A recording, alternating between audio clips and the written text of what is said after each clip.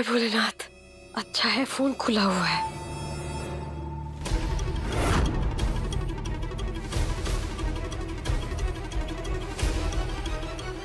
ये तो उसी आदमी का नंबर लग रहा है।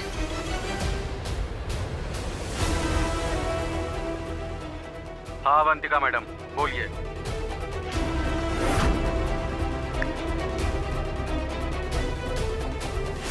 तुरंत योगेश के पास जाओ और अपना फोन स्विच ऑफ रखना। वहां जाके ही स्विच ऑन करना। कुछ समय वेट करते हैं, शायद कोई जवाब आ जाए। भाभी को इतना टाइम क्यों लग रहा है बाहर आने में? अभी तक तो इनको बाहर आ जाना चाहिए था। भाभी जल्दी बाहर आइए।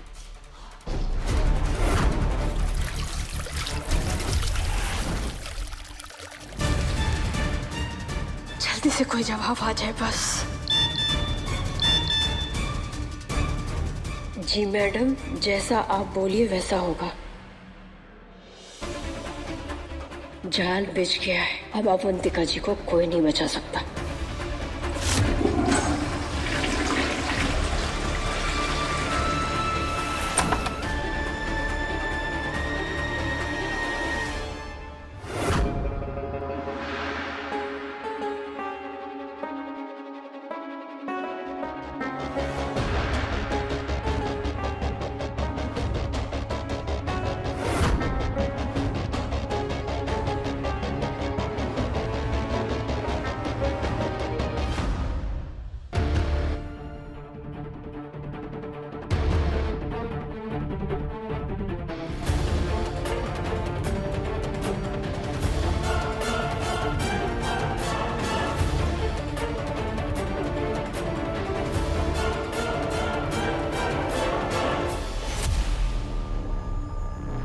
अवंतिका जी का मैसेज पढ़ के वो आदमी मिशिका के कमरे से निकलेगा।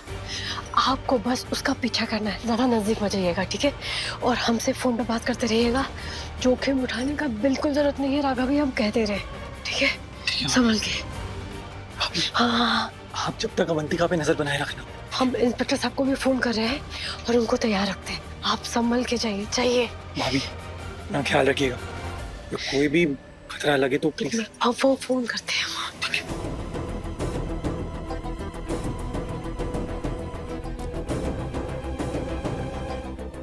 इंस्पेक्टर साहब नमस्ते, हम पीयू चौधरी बोल रहे हैं। हमको आपसे बात करना था, बहुत जरूरी। क्या आप चौधरी निवास में आ सकते हैं क्या? जी जी जी जी जी जी जी, शुक्रिया शुक्रिया।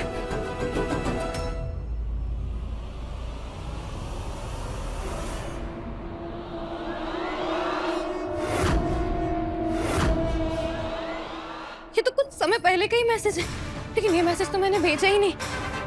मैंने तो कुछ दिन से उससे बात भी नहीं की। कौन आ सकता है मेरे कमरे में? पीयू? ये कारस्तानी पक्का उस पीयू की है। कहीं उसे सच का पता तो नहीं चल गया? नहीं, ये तो बहुत बड़ा खतरा खड़ा हो गया है मेरे लिए। अगर सबको ये बात पता चल गई तो मेरा भांडा फूट जाएगा कि सबके पीछे मेरा हाथ है। नहीं, मैं ऐसा नहीं होने दे सकती। The number you have called is currently switched off. Please try again later. Thank you. किसका नंबर क्यों ऑफ जा रहा है?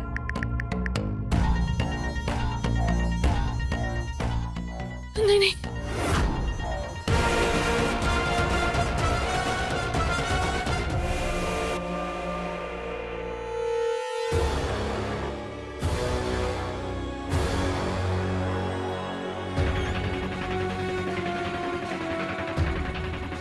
कहाँ भागी जा रही हैं आप? कोई ट्रेन छूट रही है क्या आपकी? जो छूट रही है वो छूट ही गई। अब भाग के कोई फायदा नहीं, वो आपको ही पता चली गया होगा। तो फिर बेकार का भाग के खून जला के क्या फायदा, है ना? ऐसे घूर के क्यों देख रहे हैं आप हमें? देख रही हूँ कि तेरा दिमाग आजकल बहुत ज्यादा चलने लगा है। बहुत तेज हो गई है ना तू। इंसान पैदा ना एकदम सीधा होता है, साधारण, लेकिन इंसान को ना परिस्थिति ना तेज होने में मजबूर कर देती है। और फिर युवराज जी जैसे गाइड मिल जाए जिनका मकसद ही है स्टूडेंट को जिताना, तो फिर तो बात ही कुछ और हो जाती है ना।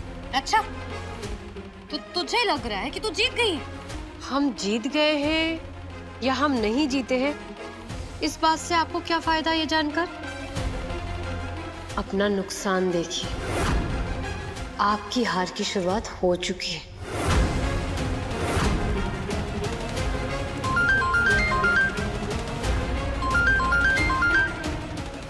ये रहा आपका हार।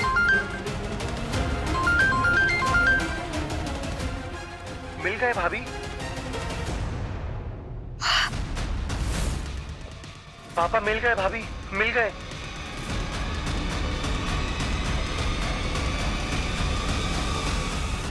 चाचा जी मिल गए। राघव के पापा। चाचा जी मिल गए।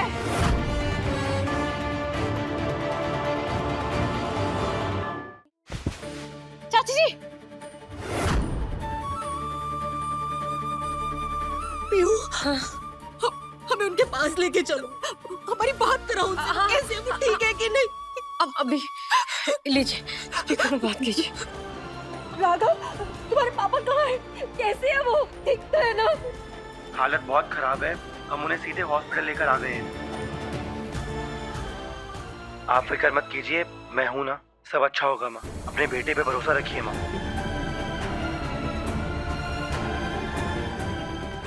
डॉक्टर कह रहे हैं कि स्टेटमेंट देने की कंडीशन में नहीं है वो। हाँ हाँ ठीक है राघव भैया।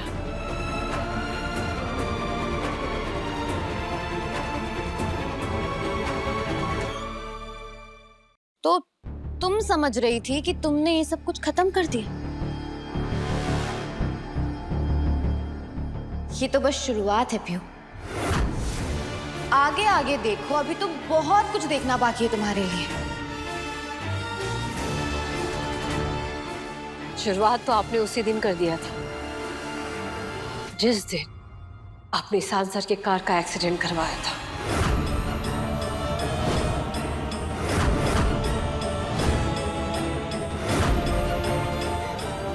और हम सब से ईशान सर को छीन लिया।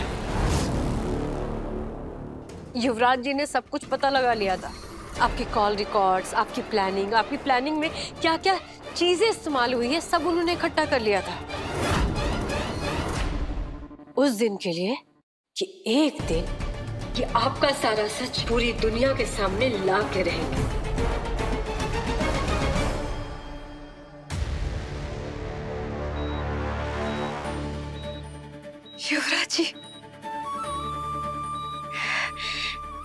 युवराज जी, आपको पता है चाचा जी मिल गए हैं और वो एकदम ठीक है और बहुत जल्दी वापस आ जाएंगे। युवराज जी, आपका परिवार? नहीं, हमारा परिवार टूटने से बच गया। अब बस आप जल्दी से ठीक हो जाइए, फिर पूरा परिवार एक परिवार की तरह रहेंगे साथ में। सुन युवराज जी,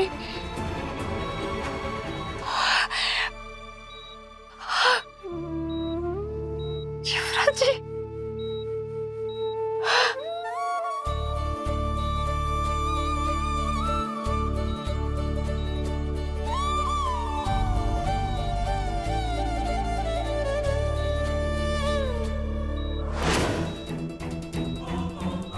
मैं जानती हूँ कि तू ये जंग खत्म करने के लिए लड़ रही है, लेकिन पीहू शायद तू ये भूल गई है कि इसकी शुरुआत मैंने की थी। अब इसे खत्म भी मैं ही करूंगी। बस अब तुम देखती जाओ आगे आगे होता है क्या।